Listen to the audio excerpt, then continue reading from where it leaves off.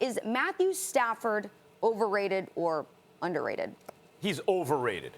I understand, like, say, well, how is he rated is the first thing you have to, but he's overrated. He's a good quarterback, but he's overrated. So how do we define overrated and underrated and all this stuff? Well, let's look where he was drafted and what the expectations are for someone like that. He was drafted in the first round as the first overall pick. He's the #1 pick in the draft. He's played in the league now 11 seasons. And then the rest of my argument sounds very much like your read, Charlie. Like, okay, you're the #1 overall pick. What have you done? Well, how many times have you won the division? 0. Okay, how many times have you won a playoff game? 0.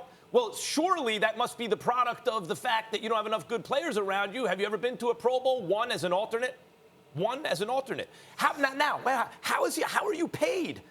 As though you're maybe the best quarterback in football, as one of the top 2 or 3 or 4 quarterbacks in the game. So it's not that he's not good. It's that those indicators, and by the way, we've always said top 5 arm talent in the NFL. Right. So it appears to me that, like, your argument seems to me like one that would be from somebody who is not on a show like this. Like, the requirement for us on a show like this is to go a little deeper and not just look at, like, those top line numbers. If you watch him play, he's a very, very good quarterback. I'm not saying that he's Hall of Fame, and you mentioned that he was a #1 overall pick.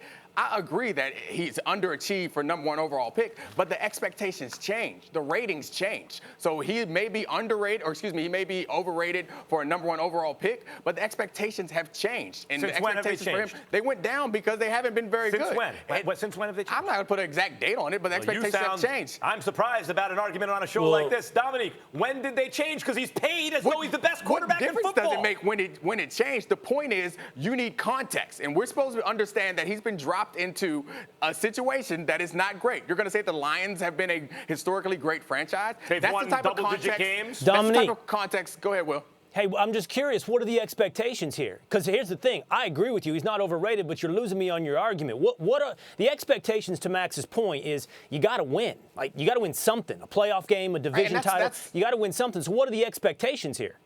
No, that's the argument. That's the type of stuff that I'm talking about, where it comes out. You guys are smart enough to know that wins and losses are not determined by one position. Let's look at it. So if you're going to argue that he's not good or he's overrated because they haven't won a Super Bowl or they haven't won enough games, I think is an oversimplification. Okay, hold on, Max. I'm asking you. I'm trying to pin him down on when. No, but here's the deal, change. Max. Here's the deal. I disagree with you. I'm with Dominique on this. I do not think Matt Stafford is overrated, but I acknowledge that you have a very compelling argument when you can boil it down to wins and losses, because over a decade, Matt Stafford has given you very little of it. But right now, if you're asking me, which quarterbacks can you have from the NFC North? I'd pick Matt Stafford second. It's Aaron Rodgers, then Stafford, then Cousins, then Trubisky. If you're asking me which quarterbacks in that division have the most questions about them, I think actually Stafford has the least. We know who he is, and I believe you can win with him. We need to see, can Aaron Rodgers play with his new coach? We need to see, can the Bears actually win with Trubisky? And we need to see if Kirk Cousins can push the Vikings over the hump. But I know that Stafford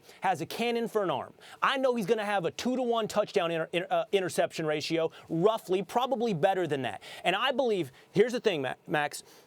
He reminds me, and hear it slowly now, he reminds me in a way of Tony Romo. Not as good as Romo, but if he were put in the right offense, an offense that relied on the running game and had Matt Stafford play within the confines of a somewhat conservative offense, I think Stafford is absolutely a quarterback you can win with. I agree with the Romo comparison, and that's my point, is like the conversation is like he hasn't won so he can't win. That's the point. I think he's a good enough quarterback to win with. I think there are lots of other variables that we don't take into consideration when we talk about this guy. I remember when he was up for free agency or coming up on a new contract, the conversation was like, should they pay him or shouldn't he pay him? Like, I thought that was one of the most ridiculous. And that's why I feel like people think he's underrated. Here's the problem with both of your arguments. You're both arguing that he's a good quarterback. I agree with that. You're both arguing that you rate him properly. Okay. But now we have to look at the objective ways in which he has been rated in order to establish whether he's over or under or rated just right. You're the #1 overall pick in the draft. You have one of the richest contracts in NFL history that was signed not that long ago. And you've been to 3 playoff games, which means you've had a team around you good. Well, maybe he led them there. Well, fine. But they were good enough to get there, and you have yet to win a single one, and you played over a decade in the league. So it seems to me that the world is rating Matthew Stafford as a better quarterback than he's actually producing. It's not that he's not good. Is Matthew Stafford a franchise quarterback? Is he a franchise quarterback? Obviously.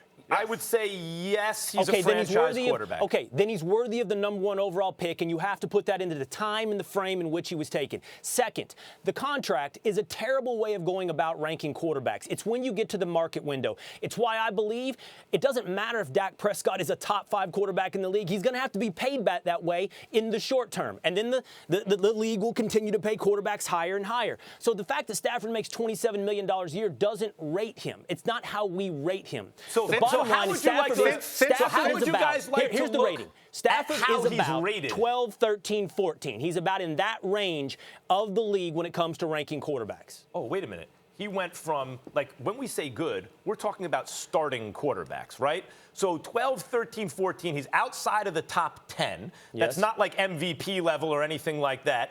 And it's Correct. a little bit better than a middle-of-the-pack quarterback. I agree with you, actually, Will. I think if you said, is Stafford a franchise quarterback? To me, he is just the guy who is on the right side of the line of a franchise quarterback. To me, Kirk Cousins, the answer is actually no. Matthew Stafford, the answer is yes. But that is the line between Cousins and Stafford. And yet, not only is he paid like an elite guy, not only was he drafted like a Hall of Famer, but he hasn't produced when it's mattered most. His numbers have been incredibly impressive since 2011. He hasn't missed a game. Only people who've thrown for more yards than him is Breeze, Ryan, and Brady. So, like, he is up there. I'm just saying See that how he's rated? we People are not talk about him like that. No, sometimes. no one does talk about him like they that. That's still the point. sometimes Only do. I'm talking about him like that. No one talks about him like that because he's not that good. Matthew He's not Stafford has great. always been top 5 arm talent. If only he could put it together. No one puts Matt Stafford in the top 5 categories. Maybe when you not slice the anymore, onion that thin of except how for good is his arm strength, but nobody puts him there. He's hovering between 10 and 15, as we just said.